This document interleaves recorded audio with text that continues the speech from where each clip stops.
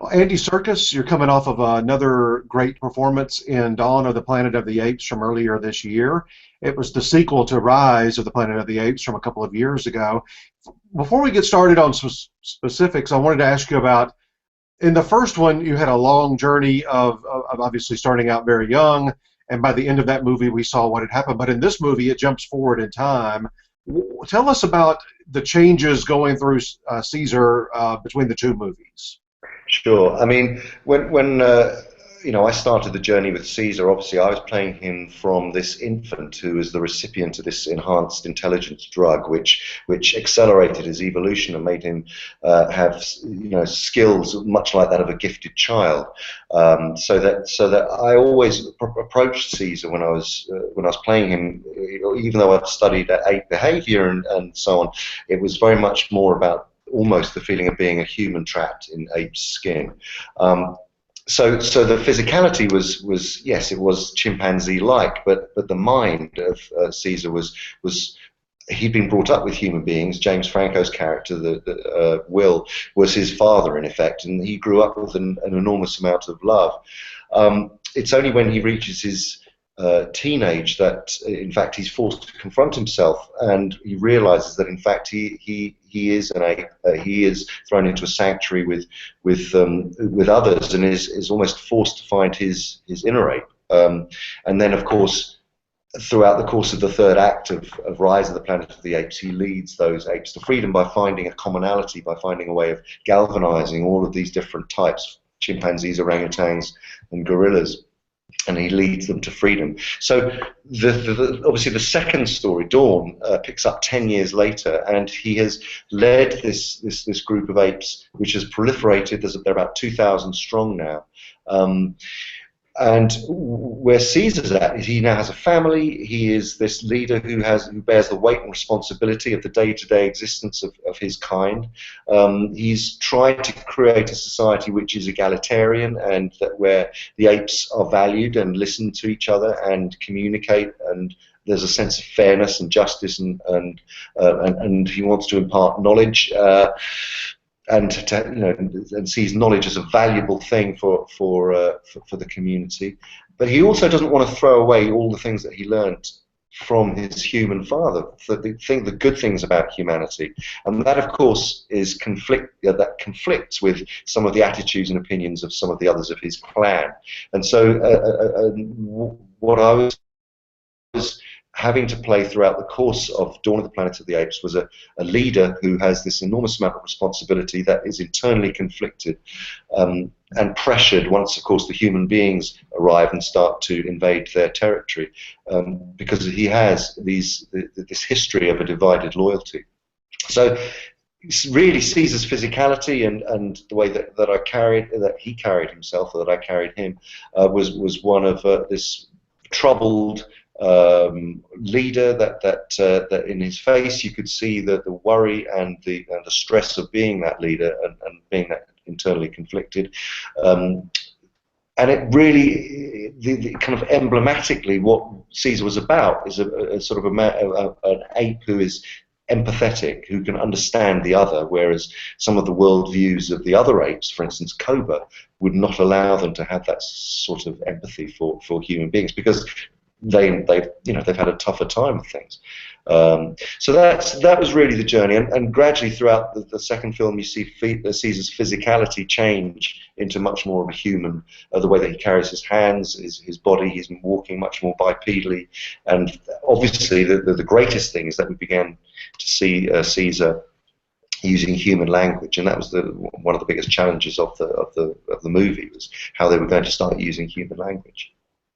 Well, one of the themes that I like so much, and as an actor, you must love this too. I mean, it's a common, fun thing to play through all of literature and all of movies and TV and the history of those. And that is, your character is kind of straddling two worlds, and it's almost like a who do you trust?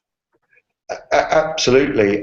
He is, as I say, this hugely conflicted being, and that it tears him apart, because ultimately he wants the ape civilization to survive, and will do anything to prevent it from being other.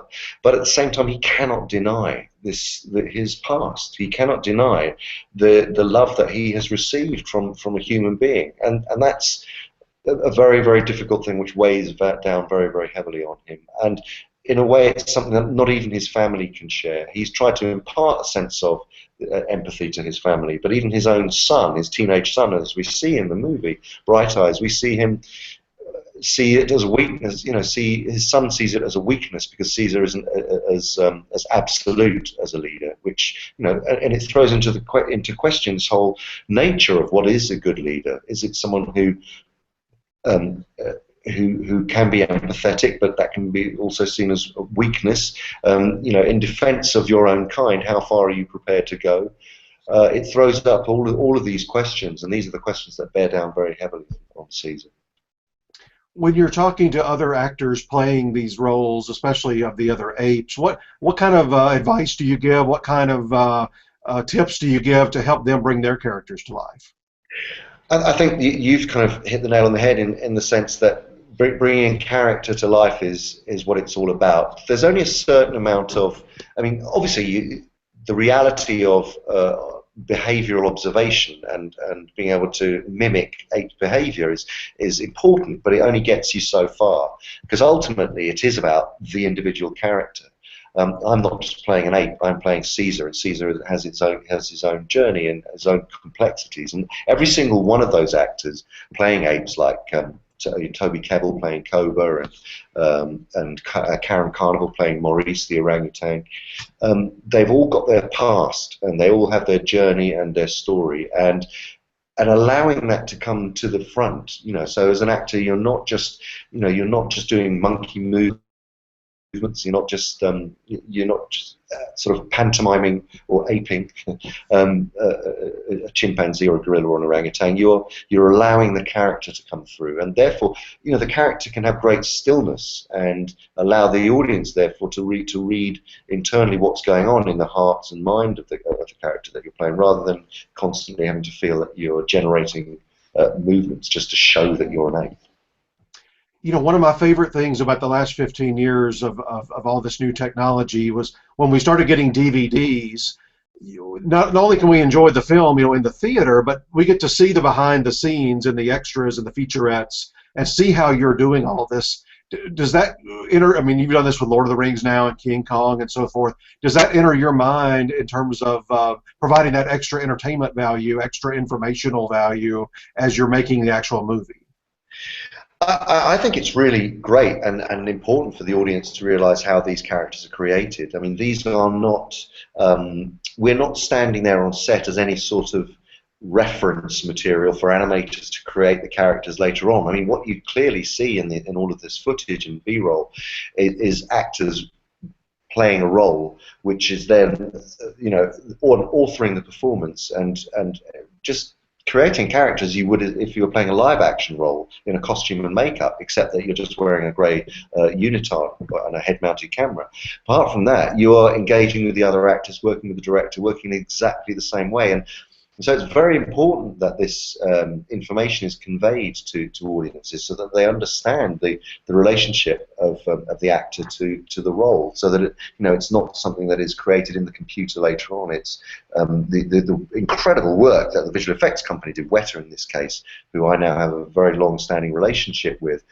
They are extraordinary, and the work that they do you see in the movie. But it's also very important to recognise that that the work of the actor is there as the primary authorship of the role. That it's not a team of animators or visual effects artists that are putting together what you're thinking and feeling about these characters. That it's we, the actors, are moving you, the audience. That's a really important message to get across. So as well as being entertaining, it's the audiences are hugely informed, I think, by literally seeing the side-by-sides of Gollum and myself, or Koba and Toby Kebbell next to side by side, and seeing them working in unison. So the education has really transformed within the industry, actually, actors now are taking on performance captured roles with no problem. They're seeing it for what it is. I've just been working directing the cast in The Jungle Book, and watching some incredible performances from great actors like Benedict Cumberbatch and Cate Blanchett and Christian Bale, who maybe 3 or 4 years ago might not have considered taking performance capture roles, but now they've seen it. They've seen it that it is acting, and their choices are being manifested on screen. It's a vitally important part of the process, and as you say, hugely entertaining. I was going to ask you about Jungle Book later, but let me jump in now. What's the timeline for? I know you're shooting now. What's the expected release date for that? We will be hopefully releasing at the back end of 2016. So it's a while. It'll be a while before you get to see it, but it'll be worth it. It's such a great script, and as I say, the performances are really exceptional. And I think it's a very dark and visceral, much closer to Rudyard Kipling's original source material than perhaps audiences might imagine. That's the only negative of these intricate, very elaborate movies, is it takes a long time to get them into the theaters. It's so true. I mean, I can't wait, but I'm having such a ball making it. Yeah, no, it's thrilling. Now, backing up for just a moment, you're talking about educating, and especially within the industry, I really feel like, and we've already seen this a little bit, but we cover awards a lot. I really feel like we're getting extremely close to the guilds, the Oscars, maybe even at the Emmys, if these kind of roles come up, finally embracing a performer like you. We saw that the Critics' Choice nominated you a couple of years ago for Rise. For the same character. So what do you feel about that? Should there be a separate category, or do you feel like that this is just about to hit in terms of industry-wide recognition for awards? I mean, I really, and I've said this before, I don't see that there should be a separate category, because it sends out totally the wrong message. Because when you think about it, what we're doing is essentially only acting. That's what, we on set are, as I explained before, playing the characters to the best of our ability, moving the audience, working off the other actors. The director is talking us through the scenes. He then takes the performances and cuts them together without any visual effects, and does a whole cut of the movie just with our faces and our acting. It's only much later on that the visual effects shots come in, gradually come in as it gets closer to delivery. So it's a very important thing for the awarding bodies to understand that it is only acting that we do, and of course it's a marriage. Finally, it's a marriage on screen. But visual effects are, have a category, and they're awarded. And if they don't, and actually, if Weta don't win this year for Apes, then there's no justice in the world, as far as I'm concerned. They've done an extraordinary job, and the work that the animators and the visual effects artists do is unparalleled and completely push the envelope in Dawn. But you got to admit, I mean, what you've been doing, and you've really pioneered this more than anybody about a decade ago, a little over a decade ago, it's just been within that time frame, so it takes a while for people to catch up to that knowledge that this is an acting performance, just like another actor on stage or on screen. No, absolutely. I mean, it's kind of ludicrous to think of it in any other terms, really, because the alternative would be, if an actor were to wear makeup. If I was playing the Elephant Man, and I had, or even one of the apes, and I was wearing prosthetic makeup or a full ape suit with prosthetic face and so on, and I gave the same performance, and the audiences found that touching or moving or connected to it in the same way, they wouldn't have a problem with it. They wouldn't see it as anything else but acting. But it's by virtue of the fact that it's digital and that it's ones and noughts and not latex and rubber and fur. It's somehow, there adds a layer of mystery to it. And this isn't to say, of course, that there isn't a layer of artistry by others. But then, in terms of post-production, the actor's performance begins and ends on set in any form of filmmaking, in any live-action performance. You're not in control as an actor of, the what happens in post-production, the edit, the way that the shots are composed, the pace of the scene. You're not in control of that in the same way. So it's very important to realise that a performance is a performance, and yes, the artists who work at Weta take those performances and manifest them on screen. As I say, the alternative is to do it with makeup. What's really important is, are these performances worthy of an award? Do they touch an audience? Do they move them? Do they make them think or feel? And that's why they should be judged alongside any other form of live action acting. Well, speaking of industry and voting and so forth, I was noticing on the Academy's website that you got membership invitation a couple of years ago to join the Academy, and you now get to vote on acting performances. So tell us, I've asked this question to so many voters over the years, tell us, now that you've done this a cycle or two, what kinds of things are you looking for in a performance that make you want to mark their name? Oh, just truth, like emotional truth, and performances that don't have vanity attached to them, that have a real sense of communicating with an audience and making the audience do some work as well. You're engaged with them fully. You don't feel like they're trying to trick you in any way, because they're putting their heart on their sleeve, and that they're giving you so much. I see the work of actors, of good acting, as a really important thing for society. I really do. I always have believed it. Drama is such a powerful tool, and we're very privileged to be able to do it. And so to watch actors who really understand that and understand the responsibility of what they do to communicate ideas to an audience, it's, we're in a very, like I say, a privileged position. Well, in addition to Jungle Book, in a couple of years, we're going to see you, I'm reading, in the Star Wars the seventh movie. Will they allow you to say anything about what you're doing in that one? I'm just looking around to see if there are any stormtroopers around. But in fact, no, I can't tell you anything anyway. We'll see your name in the credits, but we don't know why. Yes, no, I know, and that's it's a little bit of a mystery at the moment, but all shall be revealed. Well, at least they gave us the title yesterday, The Force Awakens, so at least we know a little more. Exactly. And Avengers Ultron next summer, you're in that as well? Yeah. No, that was great. And also with the Avengers and Star Wars, I was involved beyond playing a role in either of those movies, in the sense that the Imaginarium, which is our performance capture studio based in London, were involved in all the performance capture needs for both of those movies. So that's the other thing, of course, at the moment that I'm involved in. Hugely is the Imaginarium and this performance capture laboratory in the UK, which I founded with my producing partner Jonathan Cavendish, who produced all the Bridget Jones movies. We started this about 3 years ago, and it's for furthering the art and craft of performance capture, but also it's a production company as well. So we work on other people's films and video games, but also create methodology and technology for, as I say, furthering the art and craft of performance capture. So it's like this incredible laboratory with very, very talented people who have come to work with us for next generation storytelling, basically.